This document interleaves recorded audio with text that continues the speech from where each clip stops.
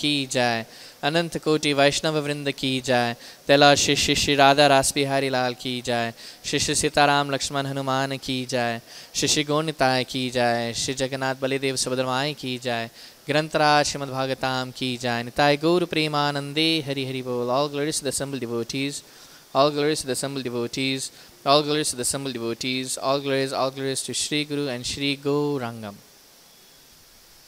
Narayana namaskrityam naram chaiva narottamam devim saraswatim vyasam tato jayamudirayet nashtapraye sabhadreshu nityam bhagavata sevayam bhagavatiruttama shloke bhaktir bhavati naistike. Om namo bhagavate vasudevaya. Om namo bhagavate vasudevaya. Om namo bhagavate vasudevaya. We are reading from Srimad Bhagavatam, Canto 9, Liberation, Chapter number 4, Ambrish Maharaj offended by Durvasa Muni, texts number 23 and 24. I think text 24 is on the board. I will read 23 as it has no purport, and then we shall read 24 together. Yasya kratushu girvanai sadasya ritvijo jana tulya rupascha Vyadrishyanta suvasasam. Translation. In the sacrifice arranged by Maharaj Ambrish, the members of the assembly and the priests, especially Hota, Udgata, Brahma and Ardhvayu, were gorgeously dressed, and they all looked exactly like demigods. They eagerly saw to the proper performance of the yajna. Text 24. Svargo na prartito yasya Svargo na prartito yasya Manuje ramara priyam Manuje ramara priyam Shinvadbhir upagayadbhir Shinvadbhir upagayadbhir Uttama shloka cheshtitam Uttama shloka cheshtitam Svargo na prartito yasya Manuje ramara priyam Shinvadbhir upagayadbhir Uttama shloka cheshtitam.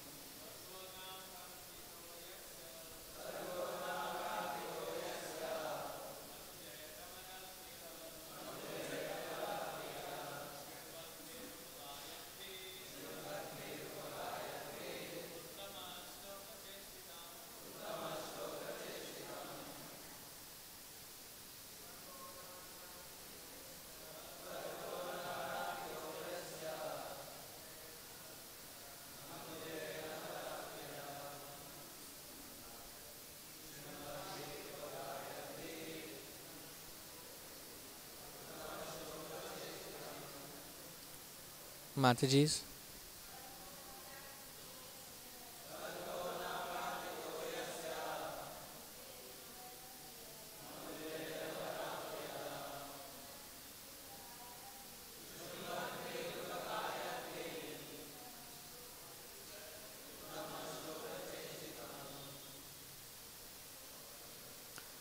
Word for word translation. Svargam, life in the heavenly planets. Na, not. Prartitam, a subject for aspiration. Yasyam, of whom. Ambarish Maharaj. Manujay, by the citizens. Amara Priyaha, very dear even to the demigods. Shinvadbhi, who were accustomed to hear. Upagayadbhi, and accustomed to chant. Uttama Shlokam, of the Supreme Personality of Godhead. Cheshtitam, about the glorious activities. Translation and purport by His Divine Grace, A.C. Bhaktivedanta Swami Srila Prabhupada Ki Jai. The citizens of the state of Maharaj Ambrish were accustomed to chanting and hearing about the glorious activities of the Personality of Godhead. Thus, they never aspired to be elevated to the heavenly planets, which are extremely dear even to the demigods. Purport. A pure devotee who has been trained in the practice of chanting and hearing the holy name of the Lord and His fame, qualities, form, paraphernalia, and so on, is never interested in elevation to the heavenly planets, even though such places are extremely dear even to the demigods. Narayana parasarve na kutaschana bibyati svargapavarga narakeshva pitulyartha darshina. Devotees solely engaged in the devotional service of the Supreme Personality of Godhead, Narayan, never fear any condition of life. The heavenly planets, liberation, and the hellish planets are all the same to a devotee. Srimad Bhagavatam, Canto 6, Chapter 17, Text 28. A devotee is always situated in the spiritual world. Therefore, he does not desire anything. He is known as akama, or desireless, because he has nothing to desire except to render transcendental loving service to the Supreme Personality of Godhead. Because Maharaj Ambrish was a most exalted devotee of the Lord, he trained his subjects in such a way that the citizens in his state were not interested in anything material, including even the happiness of the heavenly planets.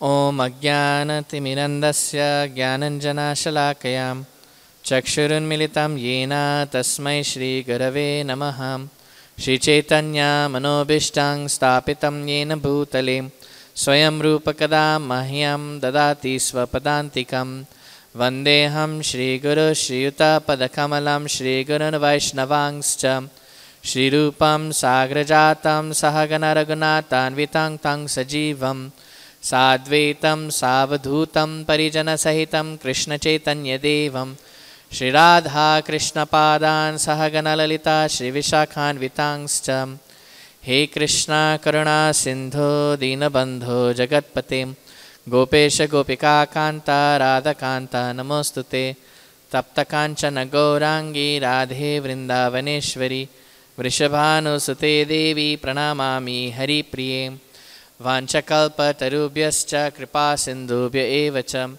Patitanam Pavanebhyo Vaishnavebhyo Namo Namaha Jai Shri Krishna Chaitanya Prabhu Nityananda Shri Advaita Gadadhara Shivasadi Gaura Bhakta Vrindam Hare Krishna Krishna Krishna Hare Hare Hare Rama Rama Rama Hare Hare. I'll read the verse and the translation once more. Svargona prarthito yasya manujairamara priya shinvadbhirupagayadbhir uttama shloka cheshtitam. The citizens of the state of Maharaj Ambrish were accustomed to chanting and hearing about the glorious activities of the Personality of Godhead. Thus, they never aspired to be elevated to the heavenly planets, which are extremely dear even to the demigods. Hare Krishna. So before I speak anything, I would like to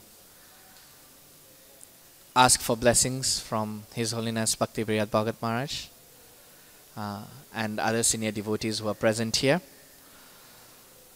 so that I can do justice to the verse for the pleasure of the devotees who are assembled here. We are hearing about Maharaj Ambrish from the beginning of the Bhagavatam. Sukdev Goswami in the initial cantos was speaking about the reign of the different Manus. So he started with describing the first Manu and his descendants, Swayambhuva Manu and his descendants.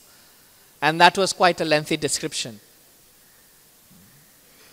We hear about Dhruva Maharaj and the Prachetas, as well as the daughters of Swayambhuva Manu and their descendants, including Lord Kapila. Swayambhuva Manu had 2 sons and 3 daughters. The sons were Uttanapad and Priyavrata, and the daughters were Akuti, Prasuti and Diti. So their descendants take up almost half the Bhagavatam. And after the description of the descendants of Swayambhuva Manu, the other Manus are being described. And particularly in the 8th canto, a lot of these Manus were fast forwarded. Right? What came, who are the demigods, and who are the great sages, and who are the notable personalities in their line. Right? And so in describing all these Manus, we finally reach the 8th Manu, Vaivashvata Manu, and his descendants. Right? And of course then Lord Krishna's description and activities will come as part of this ongoing descriptions.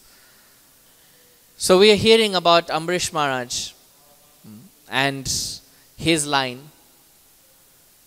And we see that in this description, Sukdev Goswami, he is actually taking some time to describe about the glorious character of Maharaj Ambarish. What was so notable about Maharaj Ambarish, how he was engaged in devotional service. And these are the descriptions that we are hearing. In today's particular verse, we are hearing how Ambarish Maharaj was training all his subjects in the art of devotional service.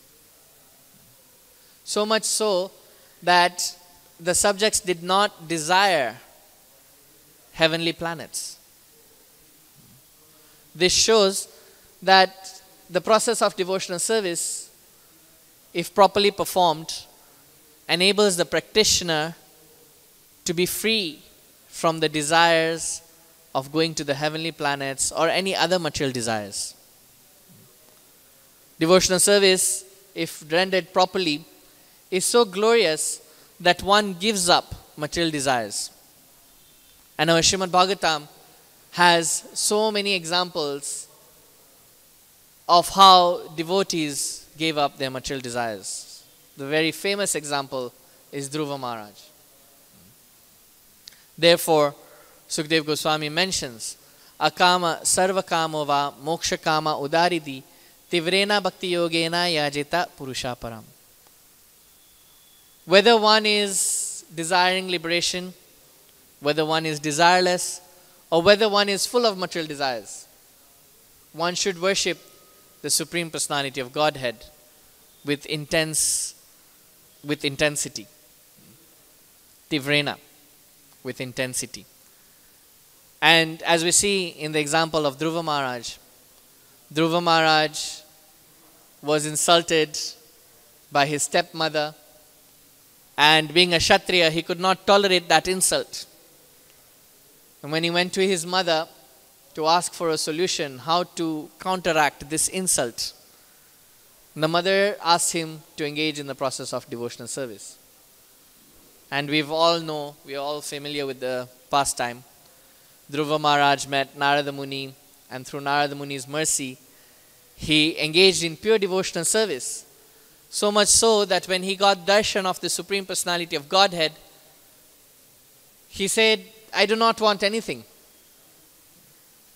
But you see, Dhruva Maharaj's motivation for engaging in devotional service was that he wanted something. He wanted a kingdom greater than that of his grandfather. But in the process of engaging in devotional service, when it came time to ask for something, then he said, I don't want anything. So you see here, Ambarish Maharaj, he trained his citizens so well in the art of devotional service, which is primarily composed of hearing and chanting. Therefore, we see the words being used, Shinvat Beat and Gayat Beer. Primarily, he trained them in the art of hearing and chanting about the glories of the Lord. And they were so proficient in this that the citizens did not desire to go to the heavenly planets. In this material world, we see the conditioned souls, they only have one aim. That aim is of sense gratification. And in order to engage in the process of sense gratification, to have their desires fulfilled, some of them worship demigods and some of them rely on their own endeavor. Therefore, the Lord says in the Bhagavad Gita that those who worship the demigods, they are alpa medasa. They are less intelligent.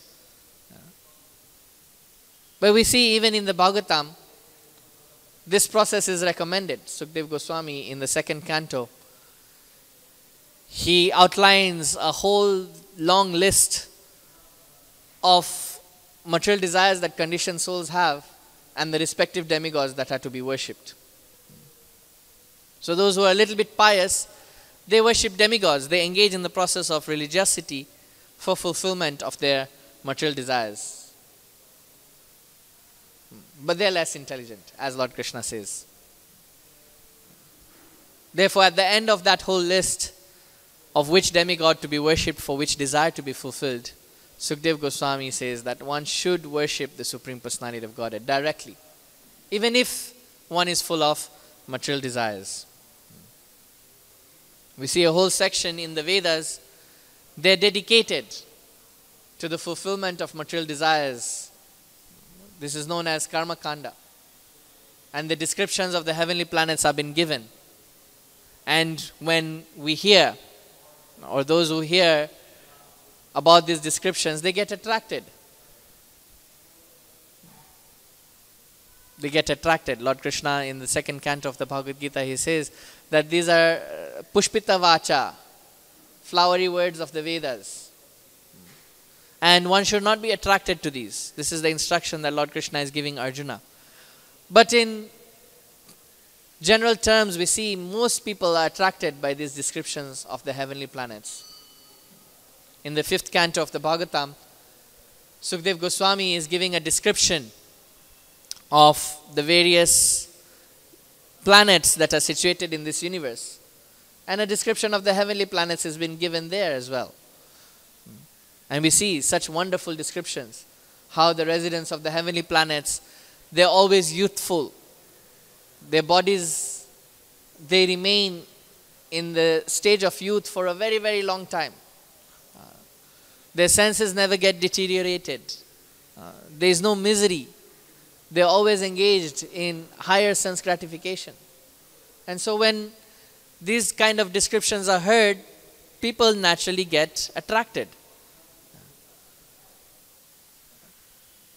We see this even in our daily lives. Like when people hear about countries that are fantastic to stay in, like America or Europe, people have a desire, let's go there. Life there is better, you get more money, you get more comfort. So in the same way, when we hear descriptions of the heavenly planets, those who are full of material desires, they say, oh, sense gratification there is better. So let us go there. And therefore they adopt the process of religion, dharma, to fulfill their desire to go and actually enter into the heavenly planets. But we see this sense gratification is actually a cause of misery. Shine punya marte lokam vishalam. Even if one enters the heavenly planets, as soon as the pious credits are over, one has to come back to this material world. And coming back to this material world means to accept misery. Birth, death, old age, disease. This is standard. And then there are 3 more on top. Misery is caused by the mind, Adhyatmik Klesh. Misery is caused by other living entities, Adi Bhautik Klesh. And misery is caused by natural disturbances, Adi Devik Klesh. So it's a short-term policy. It's a short-term policy. Yes, there is greater sense gratification in the heavenly planets, but then ultimately it leads to misery. Therefore, the process of devotional service is such that even if one has the desire to go to the heavenly planets, but engages in the process of devotional service, that desire gets purified. The desire gets purified. This is the beauty of devotional service. Because Lord Krishna, He does not give misery to His devotees. Therefore, He will not give sense gratification that will ultimately lead to misery. This is the beauty of Lord Krishna. We see time and time again so many devotees in the Bhagavatam. When they get darshan of the Lord and the Lord asks them, what do you want? They say, we don't want anything. We don't want anything material. We don't want anything that will give pleasure to our senses. And in this way, therefore, the devotees, they are always free from anxiety. Because the more sense gratification, the more anxiety. We see in this material world, the very rich people, those who have a lot of money, they're full of anxiety. In 2008, we had the crash, great crash of the stock markets. Someone who had a lot of money in the stock market was full of anxiety. Because any day it can crash, and it did crash. And some people committed suicide because they did not know how to live without money. One day they were king, the next day they were paupers. So greater wealth means greater anxiety. There is always anxiety how to protect this wealth. Therefore we see rich people, they do not retire. They do not say that, oh, we have earned enough money to last for the next 3 generations, let us relax now. No, they are always under anxiety because they know any day this money can go. You know, they have to keep on working, keep on protecting the source of funds. But devotees, they are without anxiety. They are in the spiritual world. They do not run after accumulation of money, as opposed to those in the material world. Some people come together, let us do a partnership, you have money, I have money, let us come together, we'll increase the money. And they do increase the money, the business becomes very big. Then after some time what happens? They start fighting. So many times we've seen with big corporations, the owners start fighting. And who benefits? The lawyers benefit. They benefit. They keep on dragging the fight so that they can get more and more fees. So in this way we see that actually desiring to go to the heavenly planets or desiring wealth, ultimately actually all leads to misery. All leads to misery. In the 5th canto of the Bhagavatam, when Sukdev Goswami is describing the great forest of material enjoyment, he mentions a very particular quality about money or wealth. And says that wealth never stays with the person for long. It always belongs to someone else. That's the characteristic of wealth. Wealth always belongs to someone else. Therefore, devotees, they know very well that this pursuit of running after wealth is not a worthwhile pursuit. Therefore, they always concentrate on how to be in the spiritual world, where there is no anxiety, it's free from anxiety. And the process is what Amrish Maharaj taught his subjects. He taught them how to get into the spiritual world through the process of Shravanam and Kirtanam, hearing about the glories of the Supreme Personality of Godhead. Both Sutta Goswami and Sukdev Goswami, they have mentioned this in the earlier cantos of the Bhagavatam. Tasmad ekena manasa Bhagavan Ishvaro Hari Shrotavya Kirtitavyascha Smartavyas Chechata Bhayam. Sukdev Goswami mentions that if one wants to be free from all fear, then one has to hear about, glorify and remember the Supreme Personality of Godhead with one pointed attention. And this has been repeated time and time again. Time and time again. So therefore, Ambarish Maharaj is teaching his subjects this process of hearing and chanting. Many times we've seen Srila Prabhupada, he gives the example, if someone is sleeping, all his senses are inert except one. When someone is sleeping, the ear is still active. Therefore, when we want to wake someone up, we shout their name. Then they wake up. Right? So in one way, we've also forgotten our relationship with the Supreme Personality of Godhead. We've forgotten who we are. And the process of reviving our memory, our remembrance, is the process of hearing and chanting. Ambarish Maharaj, his character is being glorified by Sukdev Goswami in how not only was he a responsible leader, but he was a great devotee as well. He taught by his own example.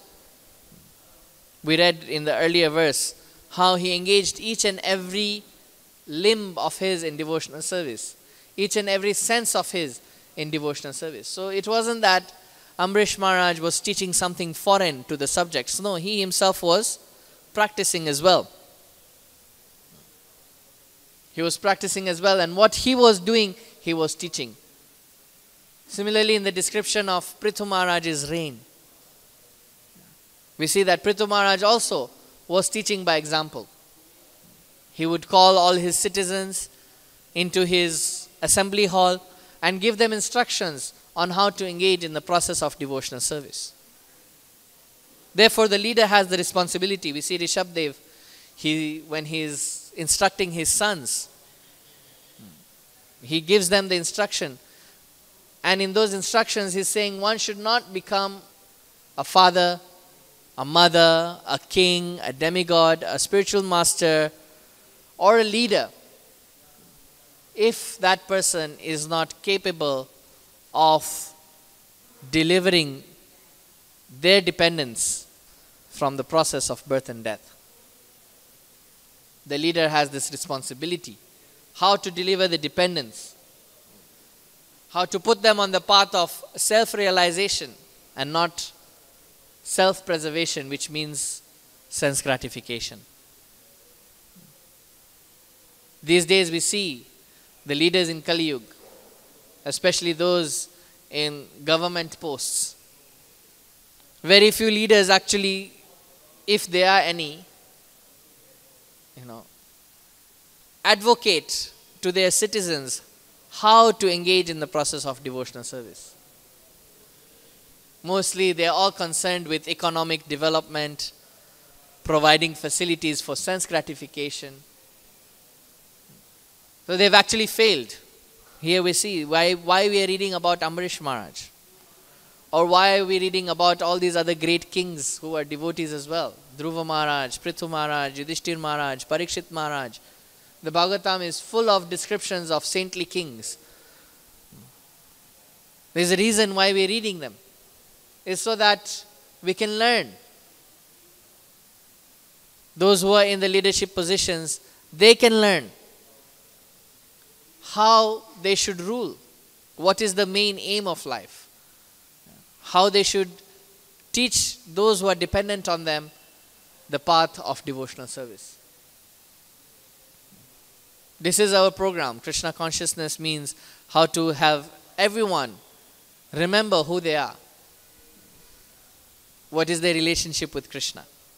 This was the program from the beginning of the creation. We see Swayambhuva Manu, his descriptions are given in the 3rd canto, and it's mentioned how after giving Devahuti to Kardama Muni, Swayambhuva Manu goes back to his palace, and in his palace the description is given how he spends his days. It's mentioned how he used to worship the Supreme Personality of Godhead, how he would go to sleep while hearing about the descriptions of the Lord, how he would teach his citizens how to engage in the process of devotional service.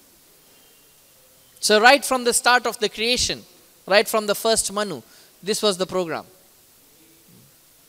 This was the program. All the leaders, all the Manus, they had only this aim, how to get everyone to engage in the process of devotional service. And Amrish Maharaj is doing exactly that.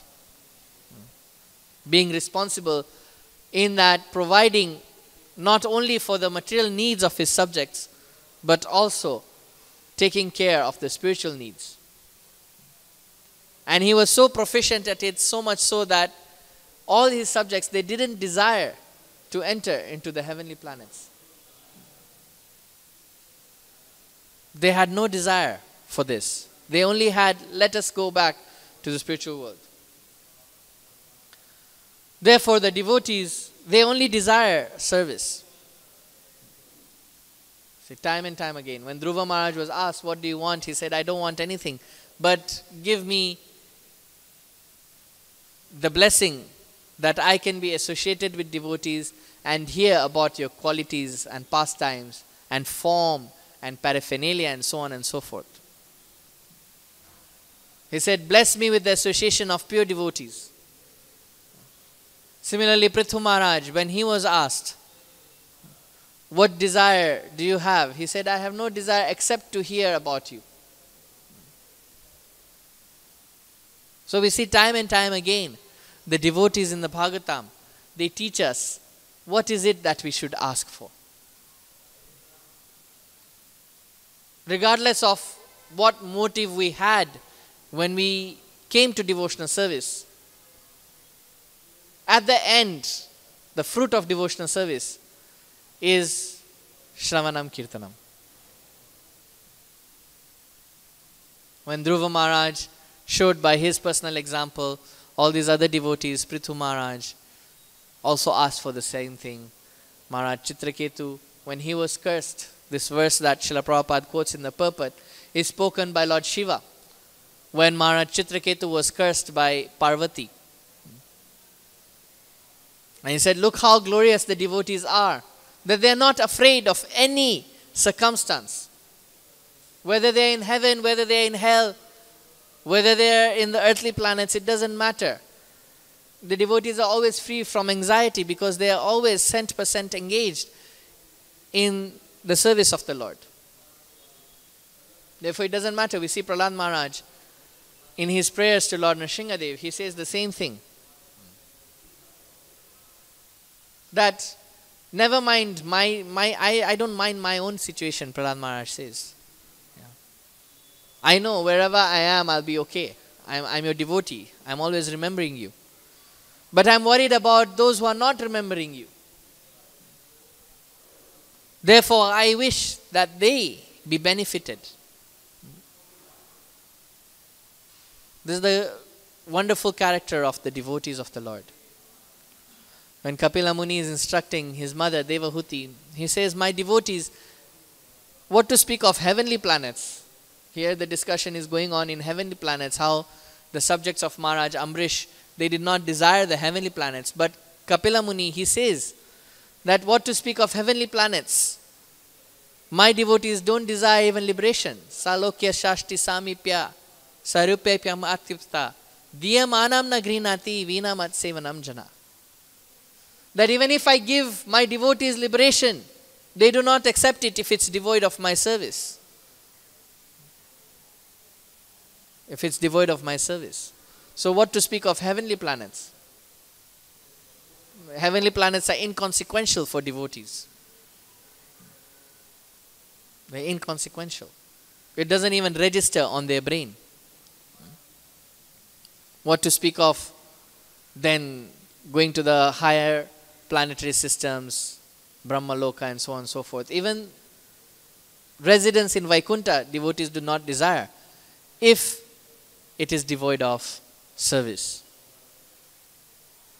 We see therefore Lord Chaitanya Mahaprabhu, even in the Shikshastakam, he is saying the same thing.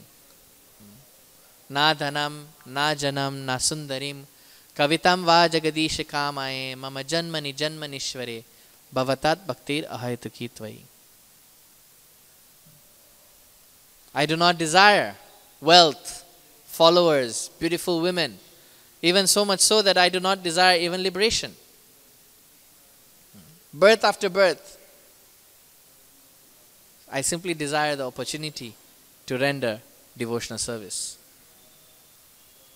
Unalloyed devotional service. Ahayatuki bhakti. Yeah. Therefore we see that Kapila Muni, he said, they don't want liberation. I give them liberation, they don't want it. And for my sake, Tyaktva Sajjana Bandhava, they even give up their own families, they give up everything. These are my unalloyed devotees. Therefore, Prahlad Maharaj, when he was praying to Nrsingadev, he said, people, they want to become free from misery. We see here in the material world, everyone is very busy. How to become comfortable, how to get away from misery. No one wants misery. Yeah. So they try in their own way. If it's miserable at home, they decide how to get out from that situation. If it's miserable in the society, they decide how to get out from the... If it's miserable in the country, they decide how to get out from the country. Everyone wants to get free from misery. But Prahlad Maharaj is saying, no matter which path they take,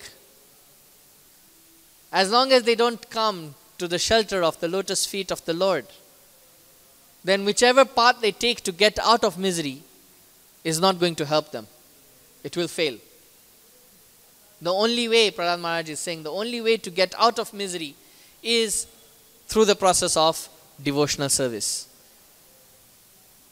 Only when one accepts the shelter of the lotus feet of the Lord does one become free from misery.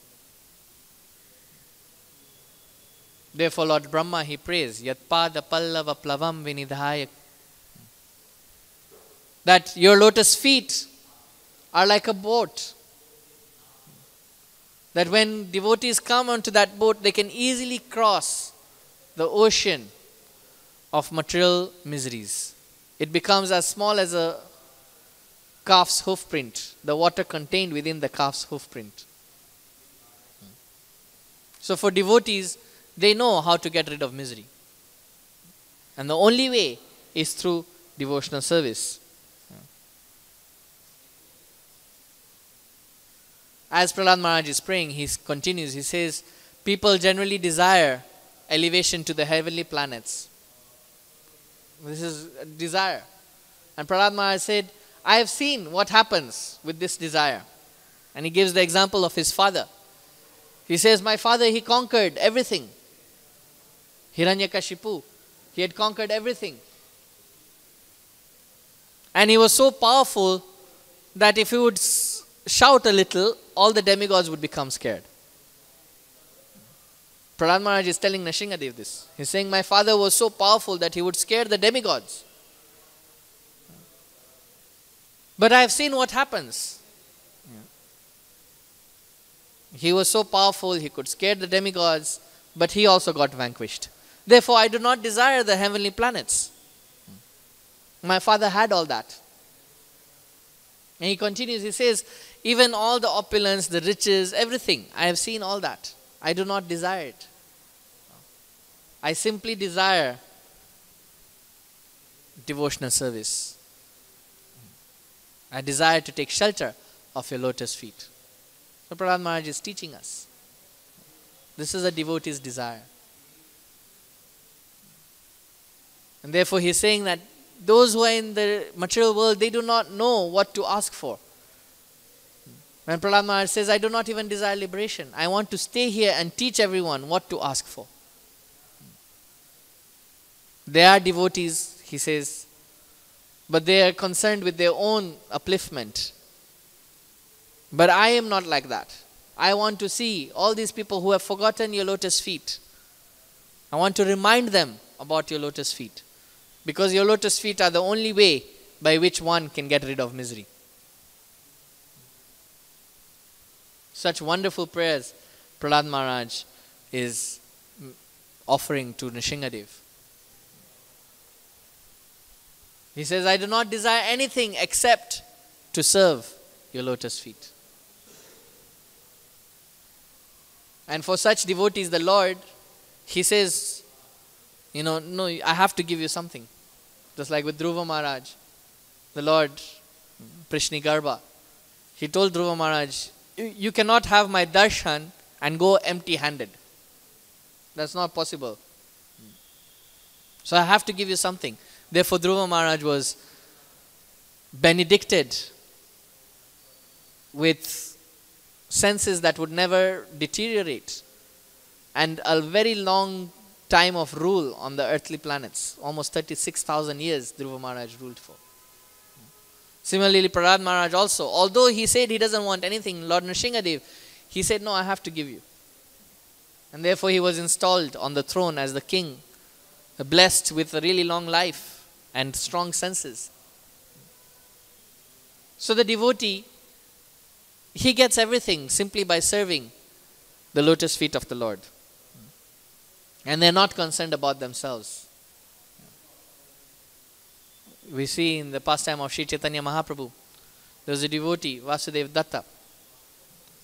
He also prays to Chaitanya Mahaprabhu. He says, you please take everyone, all the fallen conditioned souls, you take them back home, back to Godhead. And regarding their sinful reactions, you give them to me. I'll suffer on their behalf. This is the mood of the devotee. Therefore, Amrish Maharaj, by his own personal example, is teaching, being in a responsible leadership position, how everyone under him, all his dependents, they were taught the process of devotional service, primarily the two limbs of hearing and chanting. When we engage in the process of hearing and chanting, then the purification becomes accelerated. And this is the end. The end is also in the Vaikuntha Loka. What do they do? What is the activity? What is the activity of the devotees in the spiritual world? The activity is also hearing and chanting. When Lord Brahma, he saw the vision of the Vaikuntha Loka, this is described in the second canto of the Bhagavatam, after he did his austerities for 100 celestial years, he got darshan of the Supreme Personality of Godhead, and alongside that darshan he also saw the spiritual world. And there the description is given, how the residents of the spiritual world, the residents of Vaikuntha Loka, how they would fly about in their airplanes, and how they were very, very beautiful. And what would they be doing? They would be engaged in hearing and chanting about the glories of the Lord. Lord Brahma saw this. Therefore, Srila Prabhupada, he gives the example of a typewriter. A typewriter in the spiritual world also will do the same. It will do cut, cut, cut, cut, cut. Right? Similarly, here in the material world, it does the same thing. So for the devotee, because the activity, the aim is hearing and chanting, it doesn't matter for him whether he's here in the material world, whether he's in the hellish planets, or whether he's in the heavenly planets, or whether he's in the spiritual world. Yeah. Because the activity for the devotee is the same wherever they are. They are constantly engaged. Satatam kirtayanto mam yatantascha didavrita namashantascha mam bhakta nityayukta upasate.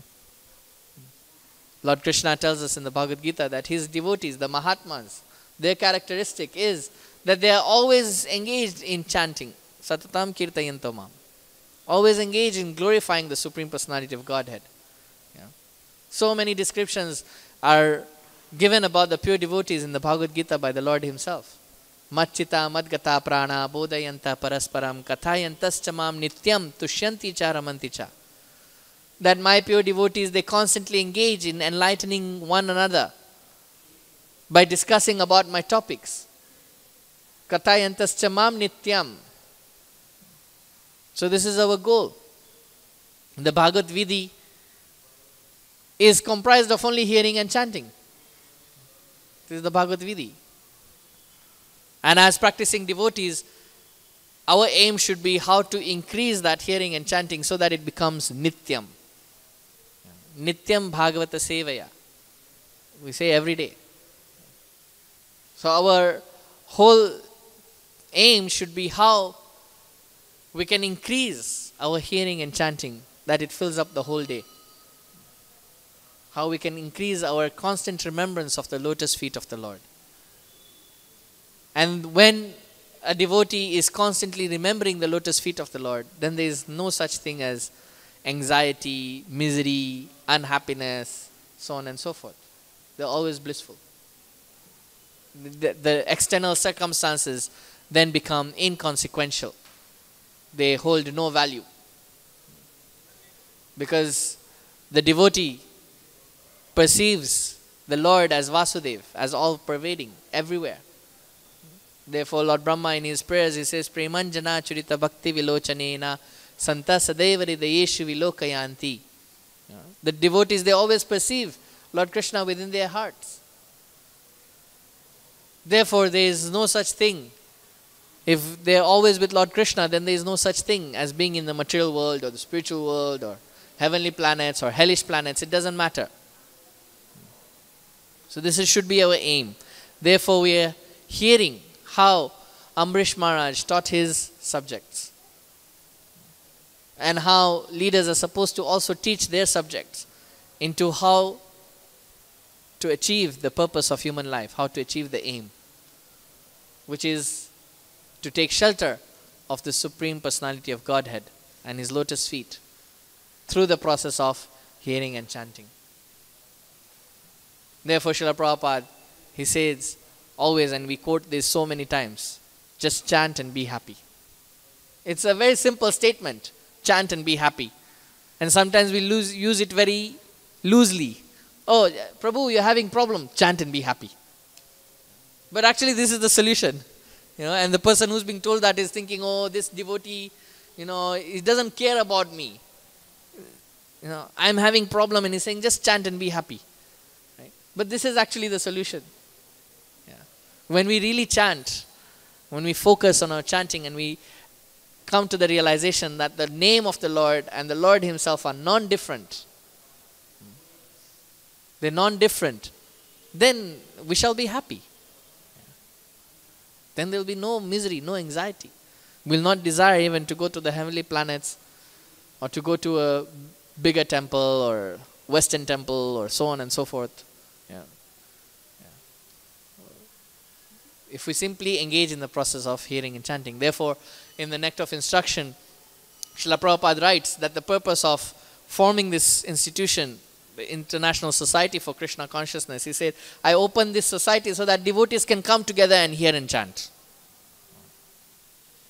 So each center is supposed to facilitate the opportunity to hear and chant about Lord Krishna. And in this way, when everyone is engaged in the process of hearing and chanting, then there is bliss. There is no problem. There is no problem. So here, in summary, we see Ambrish Maharaj, not only is he teaching his subjects on the process of pure devotional service, primarily through hearing and chanting, but also through his own personal example, he's showing he was also engaged in the very same things. Vachangsi Vaikunta Gunanu Varnane. With his words, he was glorifying the Lord of the Vaikunta, Lord Krishna. I'll end there. If there are any questions or comments, or if anyone wants to add something.